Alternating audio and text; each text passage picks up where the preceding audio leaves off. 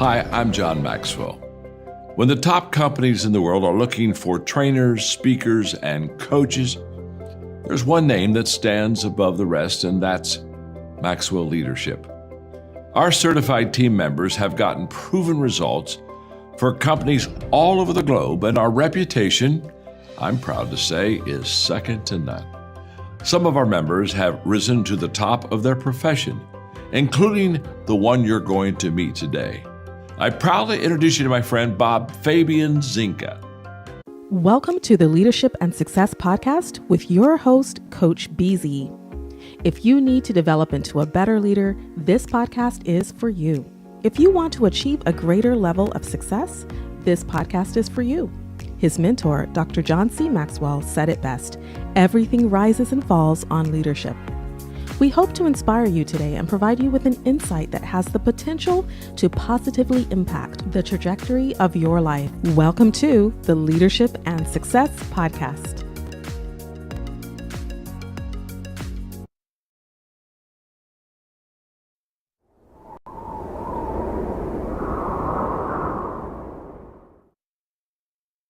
Imagine gaining the leadership skills that could redefine your career.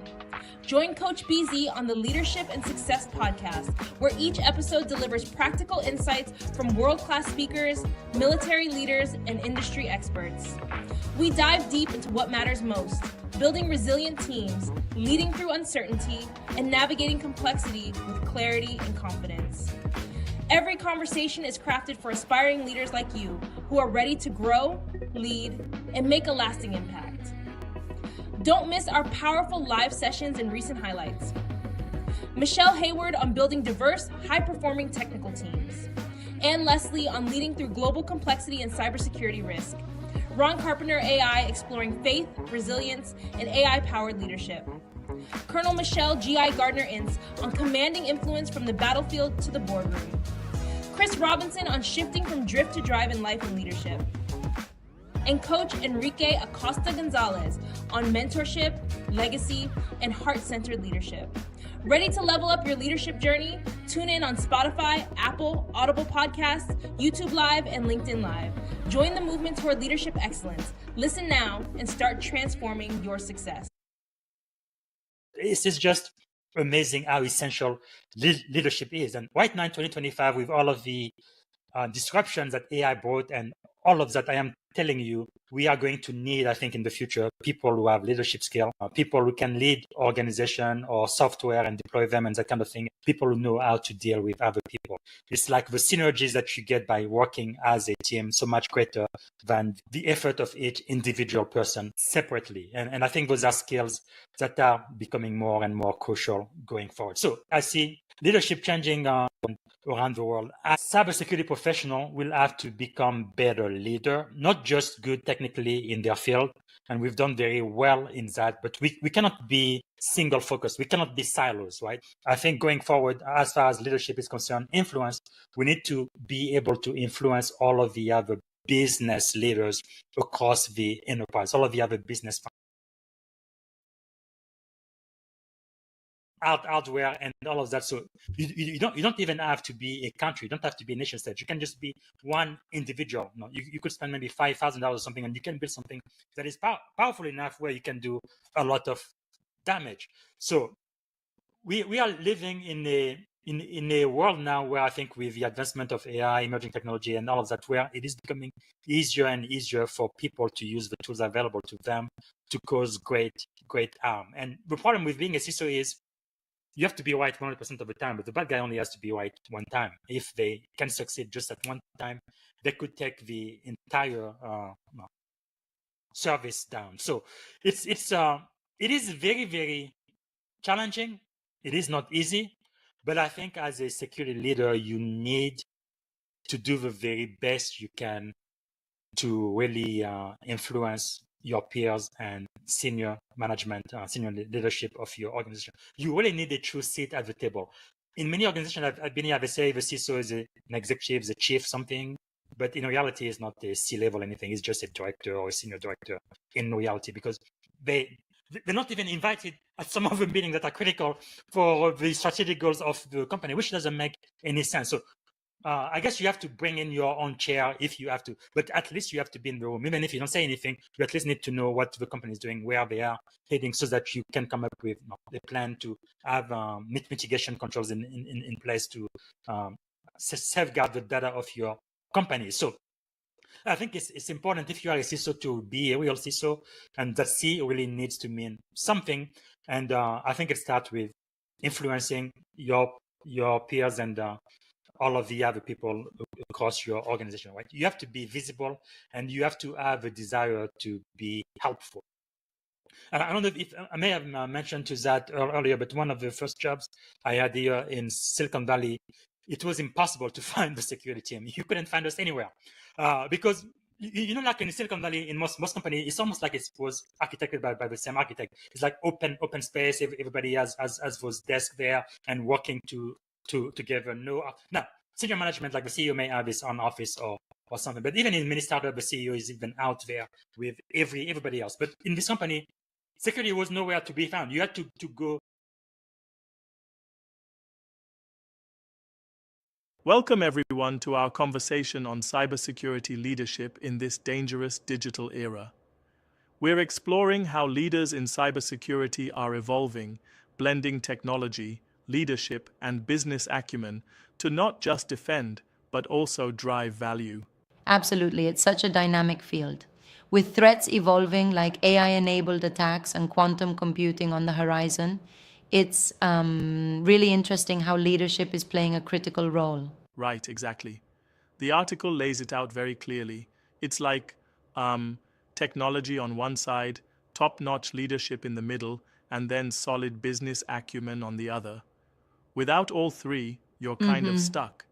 It's essential to see that cybersecurity isn't just about firewalls and patches anymore. Yeah, it used to be that a CISO was just a tech guy with an eye on the network, but now they have to be, well, a strategist who actually speaks the boardroom language. Exactly, and what really strikes me is that evolution.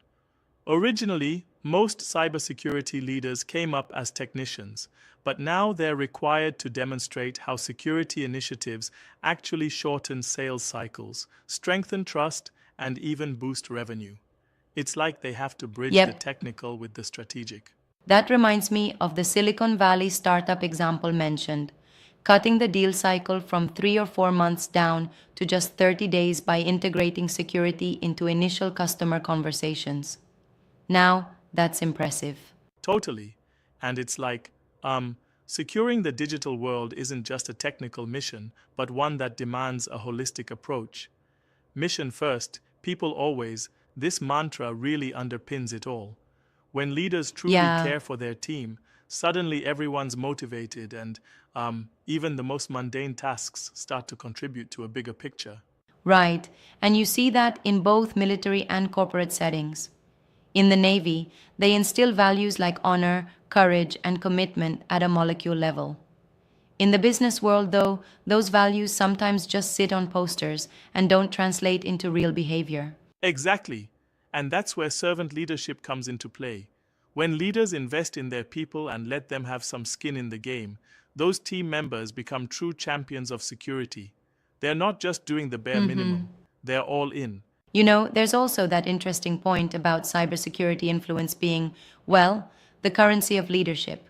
Without direct authority, since a CISO often must rely on influencing other departments, emotional intelligence and clear communication become um, absolutely crucial.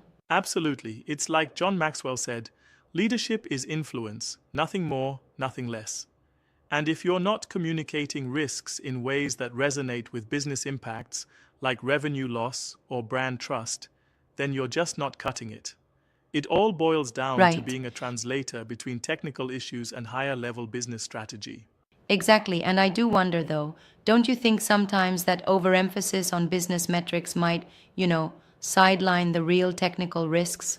I mean, if you always frame it in terms of revenue, could that dilute the seriousness of a potential catastrophic breach? That's a fair challenge, and I get where you're coming from. But actually, it's not about diluting risks, it's about contextualizing them. When you say, this vulnerability could delay revenue recognition rather than quoting a CVE number, it makes it tangible for executives who might not be familiar with the technical jargon. It's a strategic translation that brings everyone on the same page. I see what you mean, and it does make the value of the cybersecurity investment more apparent to non-tech stakeholders. Exactly. And the article also touches on one more key point: the need for continuous learning. In this rapidly evolving space, staying curious and adapting is non-negotiable.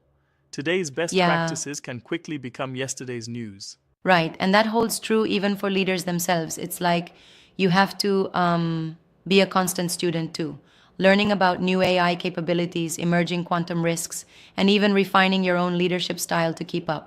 Yes, exactly. It's like having an AI twin coach for cybersecurity, one that helps you learn and adapt continuously. And speaking of AI, the piece really dives into how adversaries are using AI too, making the stakes even higher. Recognizing that threat means you've got to harness AI defensively too. Yeah, and it's not just AI, it's also the supply chain risks. The SolarWinds example completely changed how we view upstream vulnerabilities, didn't it? Absolutely. The interconnectivity of today's global network means one weak link in the supply chain can jeopardize an entire corporation, if not more. That's why security leadership now isn't isolated. It's integrated across all functions, almost like a team sport. Each Right, department has to be a stakeholder in security. totally. And that connection is where culture comes into play. When leadership models the behavior they want to see, when core values are lived out authentically, it transforms an organization. When leaders care about their people, then teams are motivated to go that extra mile. Definitely. It's like the examples where military teams are ready to sacrifice for the common mission. That level of loyalty and trust, when replicated in a corporate setting, really sets the stage for effective cybersecurity. And, it's that one team, one fight mentality. I really appreciate that idea because so many times we see tech leaders working in silos, while the real impact comes from collaboration across every part of the organization. Exactly. And another interesting take from the article is how, even when resources are constrained, doing more with less becomes a test of true leadership. It's not just about having the budget, it's about being resourceful, building those cross functional relationships, and using your influence to secure Yeah, what you need. It's the art of maximizing impact with what you have. for sure. And that's tough because sometimes the security team is seen as a cost center rather than a value creator. Shifting that mindset, especially among board members and other C suite executives, is a huge part of the challenge. Absolutely, and that's why real communication is so critical. Transforming abstract risks into tangible business impacts, and even demonstrating that through clear KPIs, like the startup example where they reduced the deal cycle, is powerful. That speaks the language of the board and investors alike. Yeah, and I think that really reaffirms the point that cybersecurity is an enabler for business rather than just a defensive shield. When leaders build security into the business framework, they're actually driving growth. That's right. And it requires a mindset shift, moving from just patching vulnerabilities to driving strategic initiatives. It's like being both the guardian and the innovator at the same time. Yes. It's the new paradigm of cybersecurity leadership. Now, I want to touch on the point of diversity that was raised too. Having a team with diverse thoughts, not just in demographics, but in experience and background, is essential in breaking the echo chamber and spotting blind spots. Absolutely. It's like, you need a diverse toolbox. Without diversity, everyone thinks the same way, and then you can miss critical threats. Having that variety of perspectives makes your decision making as robust as possible. And it also Yeah, fosters psychological safety so people can speak up without fear. right. Creating an environment where people feel comfortable raising concerns and challenging assumptions can be a game changer when facing unpredictable cybersecurity threats. Exactly. And that loops back around to servant leadership. You know, leadership isn't about being the smartest person in the room. It's about orchestrating the smartest moves, learning from mistakes, and empowering others. If you're too caught up in being right, you'll miss the opportunity to learn and grow with your team. I totally agree. And on that note, what would you say is the one immediate action a cybersecurity leader should take tomorrow morning? Well, I would say lean into AI, understand it, experiment with it in safe environments, and use it to bolster your defenses. At the same time, elevate your role by translating technical risks into business impacts. And of course, invest in your people because ultimately, it's the human element that makes the difference. That trifecta is Yeah, key. right. It's really about being proactive, not reactive, and recognizing that as much as the threats are evolving, the opportunities are as well. If you harness the right strategies, you not only prevent crises, but also enable growth. Exactly. It's like setting the stage where security becomes an intrinsic part of the business DNA. Empathy, communication, and continuous learning, these are not optional extras, they're the very foundation of effective cybersecurity leadership. And it's pretty inspiring when you think about it. Absolutely inspiring indeed. But I do want to challenge one point.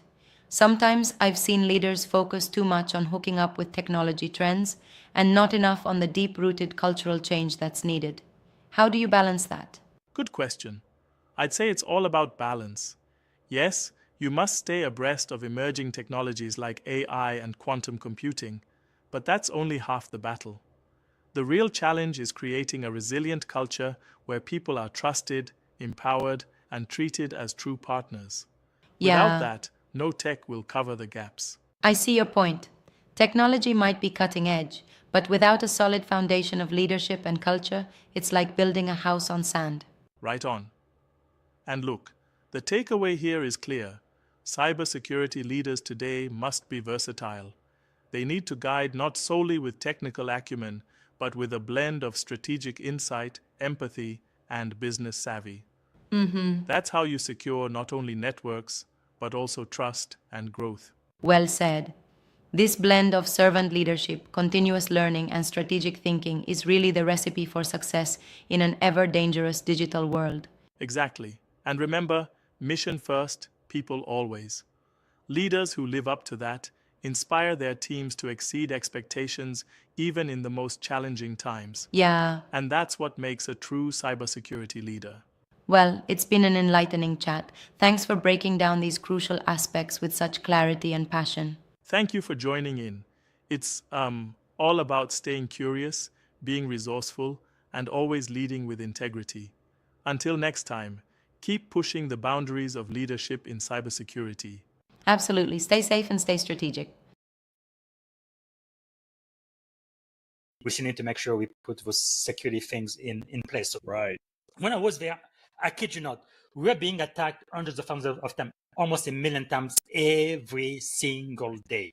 So what we were able to do to show to the commandant of the base there is, okay, look, we get attacked this much, and this is only what came through. But look at what our technology is able to stop, and I was able to prove that by going through the logs of our IPS, and then we updated our white list of often, and we did a lot of things to prevent exploitation of our crown jewel of our data. But what I'm saying is, try to think outside of the box and think of ways where you can prove that yes, the budget you are spending in the security program, it is adding a lot of value, and this is the value it is adding. I think that makes a huge difference. Relevance and value, right? Yes. And it's not just for security, it's for any organization in the business. Absolutely. You have to be able to show that. We are not immune from that. We can't just use fear. Oh, there's bad things going to happen. We actually have to show it over time if we want to be sustainable. Yeah, and when you talk about fear, right, there is that thing third, fear, uncertainty, and what is the?